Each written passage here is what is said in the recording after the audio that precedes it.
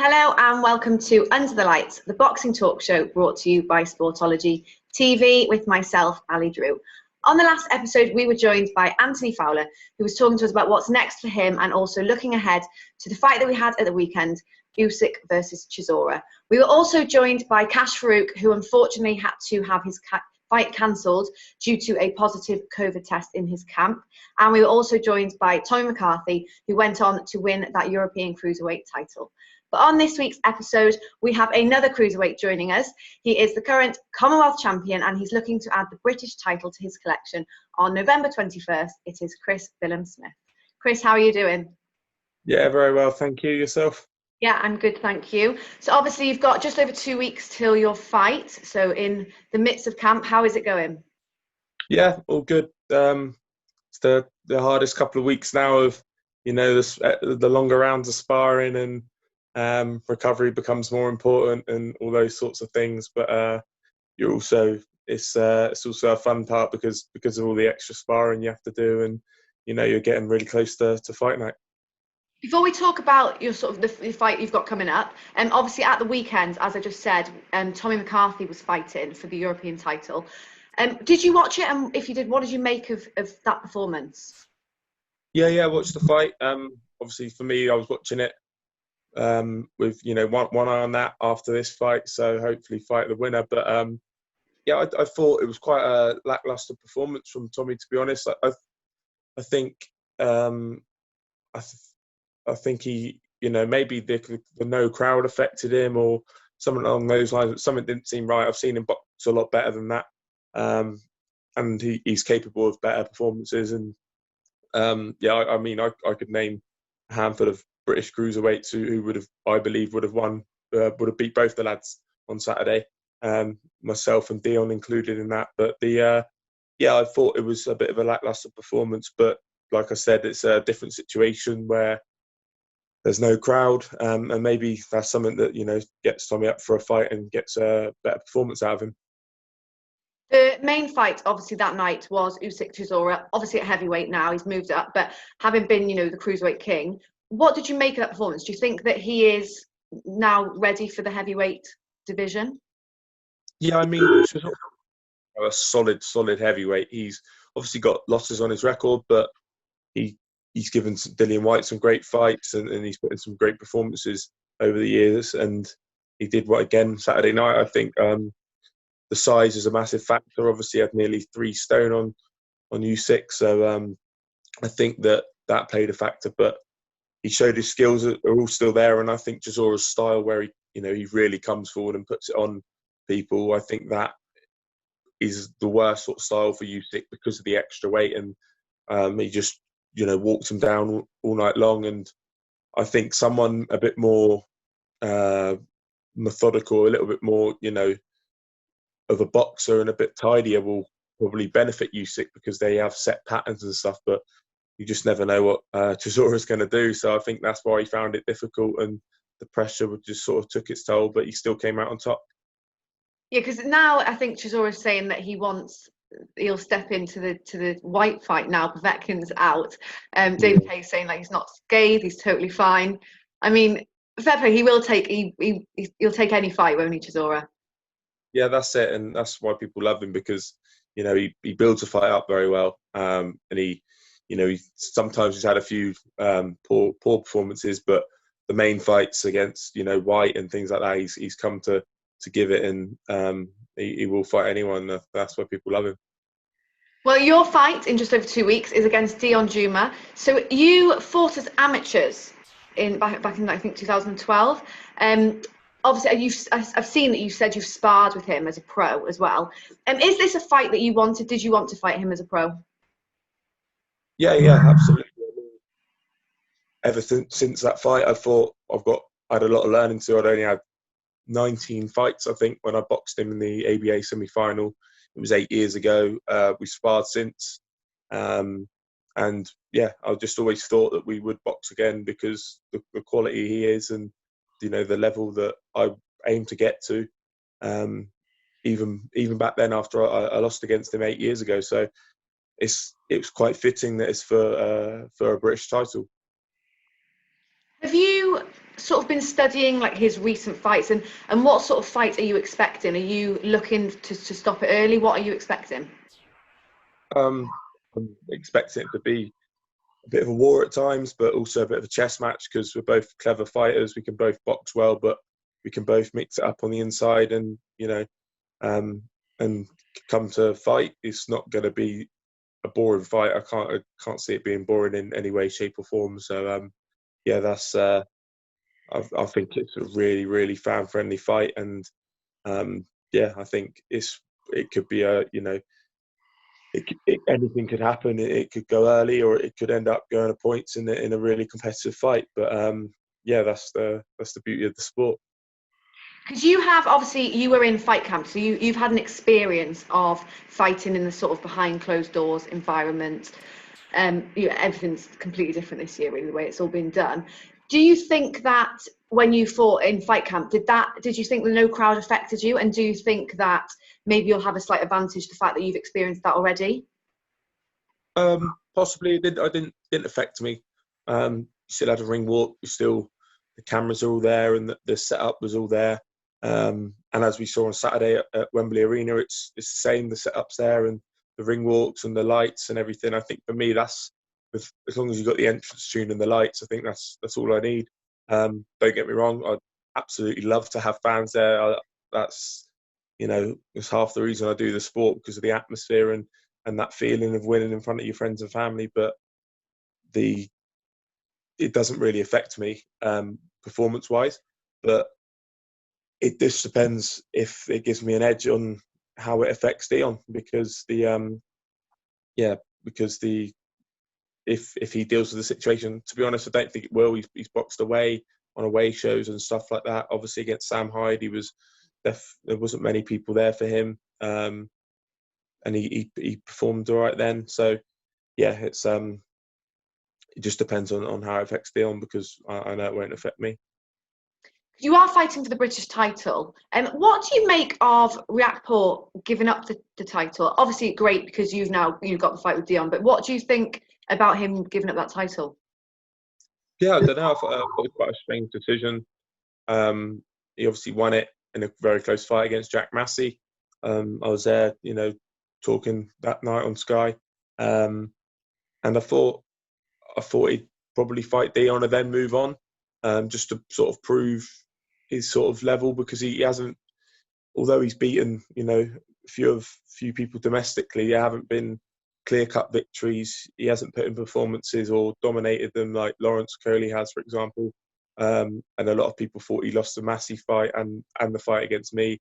People say he was losing the Sam Hyde fight, so you'd think you'd want to keep him around that level and prove himself and show his improvements. But so it's a bit of a strange one. But I don't know what the next move is. Don't know what his team have got planned for him. They might have obviously got a different route planned for him.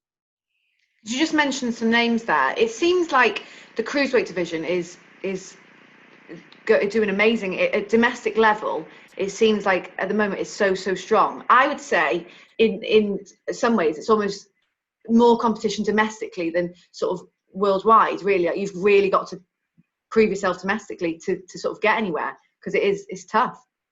Yeah, definitely. And then I think that's a good thing, because it builds your name, it builds your fights when you're fighting other Brits and stuff, especially when it's for European titles or other titles as well. So it's good to have a good group of you, and I'm really fortunate to be in that mix and have a lot of rivals, if you want to call them that, at my weight. So a lot of people don't have that. They don't really have the competition there to be able to build their name and fight. But I'm very fortunate to have a very busy division. Do you spar with all of them, or is there certain people you don't spar with, or do you just sort of any of them really? Even if you might fight them. Yeah, I've literally sparred, I think, all of them. We only haven't sparred Sam Hyde as a pro. I boxed Jack Massey in the amateurs. I sparred Deion. I'd sparred Lawrence before he joined us. Chamberlain, Riakporhe, Craig Glover. I've sparred them all, and I believe it's good to do that, and you can gauge yourself in the spar and see how you feel. And also when you've got such a great coach like Shane, he knows he'll find out their weaknesses from maybe one spar, and you can prove quite a lot in a spar, or set out a game plan as well. So it's very beneficial. And what's it like in the gym, obviously with Shane McGuigan? Anthony Fowler was on the show last week. He's now at the gym. What's it like, in that gym, the sort of dynamics? Yeah, great. We all have a good laugh. We're a good group, good team. Obviously, Shane's a young coach, and he's only, I think he's about 18 months older than me. So we get on really well. It's not like you get some people who've got coaches that are in their 60s and they come to the gym, train you, and then go back to their wives at home or their family at home. And yes, so it's nice to have that sort of camaraderie in the gym, and Shane's very much at the forefront of it, and it gives a good atmosphere. But at the same time, there's only one expectation from all of us, and that's to be the best. So it's a really good dynamic in the gym, and I think that's why the results, the good results and the amount of world champions Shane gets and is going to get is why he's able to get them, because he's got that great dynamic, but also the really good work ethic. Do you find it hard when he's like telling you to do stuff if he's only like 18 months older than you? You're like, stop shouting at me. No, he's the boss. So he's the boss very much so. So it's fine. That's the beauty of it. He has that good mix of being able to be your mate, when he needs to be, and be a coach. And everyone, I mean, he's younger than Luke Campbell, for example, and Luke respects him very highly. And I think that's one Shane's special characteristics, is he's still able to, have that authoritative role, even if he is younger or anything like that, and get the best out of everyone, because people respect him because it's the knowledge that he's got. And even though he's so young, he's got a lot of great knowledge, and he knows the game inside out. Obviously, with having his dad and growing up in boxing, he's very fortunate to have all that knowledge, and then he's worked really hard with it as well. So yeah, he's become a great coach because of it. So I think everyone just respects him. I still see Luke Campbell as really, really young. I can't. It's, to me, seems like early 20s still. I can't get my head around it because he is young looking, isn't he? I think that's why. Yeah. He's we give him grief, but really, I think in the long term, we're all just going to be jealous of him when he still looks 30, 40 years old when he's in his 70s and 80s. So. Exactly. He's obviously got a fight coming up. What do you make of that fight and how he's doing? It's quite a competitive division he's in. Yeah, I mean, the lightweight division in the world team's obviously really, really good at the moment. Obviously, just saw at the weekend Gervonta Davis, Leo Santa Cruz fight, and around. So yeah, and then Lopez and Loma. So yeah, I think Luke, he's such a professional. He's so good to have in the gym. He's so on everything, whether that's his diet, his training, everything he does. He's always looking to get better, even though, he won the Olympics eight years ago. So, and he's still somehow the world titles eluded him. He's been very unfortunate in the fights he's had to take, when I believe there's been lesser world champions at his weight. But yeah, he's still the consummate professional. And I think that fight's brilliant. I think it's great for him. He doesn't have to do much of the talking because, Garcia is very much a new age boxer, the Instagram side of things, and he does all that for him. So Luke can just focus on his training, put in a great performance, and I believe he'll definitely get the win. Well, Lawrence Coley's also now had his fight announced for the world title. How do you see that going? Yeah, I think it's perfect for him and for Lawrence.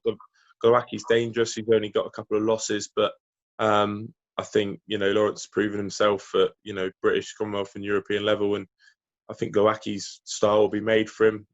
He's quite wide and wild. He's definitely dangerous, but Lawrence is, he's been looking good in the gym. We've been doing plenty of rounds of sparring together as always. And he's got some more southpaw sparring in as well. So it's really, he's looking great. And I think he'll stop Glowacki, to be honest. I think it'll be a matter of time before he walks him onto a shot. So what is, after this fight, obviously you're focusing just purely on this fight at the moment, but afterwards, are you hoping to be out again soon? Are you wanting to take a break, maybe wait for crowds? What do you think the sort of next stage is for you? I think I'll try and enjoy Christmas if we're allowed to. But yeah, I mean, I don't want to wait for crowds because we just don't know at the moment. I just want to keep boxing and keep progressing my career. I've been very, very fortunate to get 2 fights in during this pandemic. So I boxed last November, and then obviously was meant to box in March, then April, and then May, and then everything got cancelled. And so I was lucky to box in August, and now again in November. So I'm happy to keep boxing. If I can keep the ball rolling and keep my career ticking along, that's brilliant. I'd love the McCarthy fight next. I know he said he didn't want to stay around at this level, so you know, who knows if that can happen or not. But I'd love that next. But yeah, first, all eyes on November 21st. Because this year's, obviously, it has been a bizarre year. You know, there's been no boxing for ages, and then since it's come back, there's been quite a lot of like surprise results. There's been like obviously Lomachenko lost. Dillian Whyte was winning the fight, then got knocked out. So there's been sort of some surprise results and also some questionable decisions, I guess, when it's gone to points.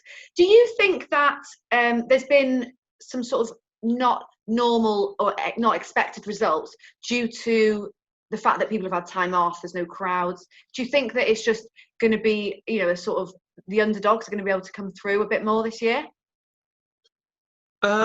Possibly, but then if you look at the people that have won those fights, I mean, Povetkin's obviously no mug. He's always in shape and he always comes to win. Lopez and heavyweights, they can just change at any point, any one punch, that's it.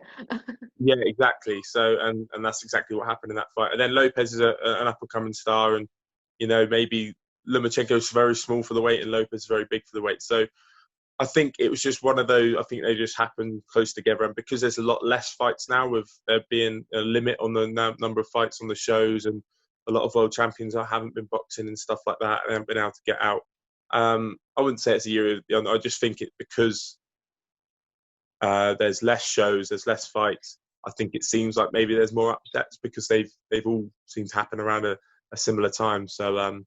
No, yeah. So I'd say it's just one of those things. It's the sport of boxing. That's why we love it. Yeah, it is actually it's making it exciting. It is very exciting at the moment. Sure. Obviously, England go into lockdown on Thursday. Does that affect anything you do training-wise? I know professional sports carry on, but it won't affect anything you do? No, we've got things in place. Other gyms we can use if we can't use the gym at the university. So yeah, it's when last time we couldn't use a gym at the university, so we borrowed an amateur gym and trained out of there because obviously they couldn't use it. So yeah, we're very fortunate to have obviously Shane and Barry have got lots of contacts and places we can use. So we're able to, nothing changes for us. It's just maybe the location or where we stay or where we train or anything like that. And so just one thing I want to ask about before we finish for 2021, hopefully, is AJ Fury that potentially is going to happen. Obviously, things are just changing all the time, so we don't know. But if it does go ahead in 2021, I just want to get your prediction on who you think would win that. It's such a hard fight to call, especially after the last Fury-Wilder fight, because I believe Fury showed something else to his game. But Joshua punches fast and in combinations, and you won't just be able to walk him down and just walk through him. Whereas Wilder looks for that one shot. Once you make him miss that one shot, you can sort of, Fury could put his weight on him and break him down. But with AJ, obviously punches in combination, so it's a lot more dangerous fight for Fury, I believe. Maybe edge towards Fury just because he's got that extra string to his bow and his size. But no result would surprise me in that fight. That's either of them could win on points, either of them could win by stoppage as well. So yeah, I think it's a great fight and an unbelievable fight for British boxing, and obviously it'd be one of the, if not the biggest British boxing fight ever. Yeah, I actually don't think I've ever felt like a big fight has been so even. Like it genuinely could go either way. I think 1 minute, Fury sort of will definitely get it. Probably he's going to get it, but then I'll think actually no, he might probably won't, and then it just keeps changing all the time. I don't think I've ever known such a big fight to be so it could actually go either way. Yeah, that's it. And that's why everyone wants to see the fight, because, you know, there's a lot of loyal AJ fans, a lot of loyal Fury fans, and all arguing all over social media and stuff. So I think it'd be great if that fight happens next year, and it would definitely put this 2020 year to bed and make it half worthwhile. Because, you know, for a lot of boxing's been missed, and a lot of people have had bad years and stuff. But that'd be great if that fight could be made next year. It would. Chris, thank you so much for joining us, and good luck for your fight on November 21st. Brilliant. Thanks, Ali. Take care. Thank you. Great to be joined there by Commonwealth Cruiserweight champion Chris Billam Smith ahead of his British title fight against Deion Jumah on November 21st. As we spoke about there, the main fight on November 21st was Povetkin versus White, the rematch. It has been postponed to the new year due to Povetkin testing positive for COVID-19 and is currently in hospital, but expected to make a full recovery. But in the meantime, there's been a few names branded about to take on White in the meantime. Eddie Hearn has said that he wants Tyson Fury to face White. There has also been talk of Chisora putting his name in the hat, saying that he's ready and wants to take on another 12-round fight. He wants that third fight with Dillian Whyte. David Haye said he's ready. He's unscathed from his fight at the weekend against Usyk, and he is ready to go. Another name that is interested in the fight is Michael Hunter as well.